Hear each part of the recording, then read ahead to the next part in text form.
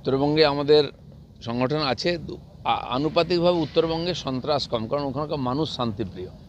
দক্ষিণবঙ্গে গায়ের জোরে ভয় দেখিয়ে এখানে ভোট করা হয়। আপনি দেখতে পাচ্ছেন এখানে হিয়ারিং করতে দেওয়া হচ্ছে না এসআইআর এ ধরনের, এখানে হাইকোর্টে শুনানি করতে দেওয়া হচ্ছে না। কোন পর্যায়ে পৌঁছেছে? তারপরে কি সরকারে থাকার অধিকার আছে না মুখ্যমন্ত্রীর নৈতিক অধিকার আছে মুখ্যমন্ত্রী থাকার? তো এর জবাব জনগণ দিবে।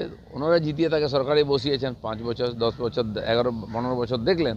আমার মনে হয় এবার সময় এসে গেছে, এই যে সীমা অতিক্রান্ত করেছে এই সরকারের মুখ্যমন্ত্রী, তার উপযুক্ত জবাব এবারের নির্বাচনে পশ্চিমবাংলার সাধারণ মানুষ দেবে। সে উত্তরবঙ্গ দক্ষিণবঙ্গ নয়, পুরো পশ্চিমবঙ্গকে মুক্ত করতে হবে। এখন হিন্দুদের খুশি করার চেষ্টা করছেন।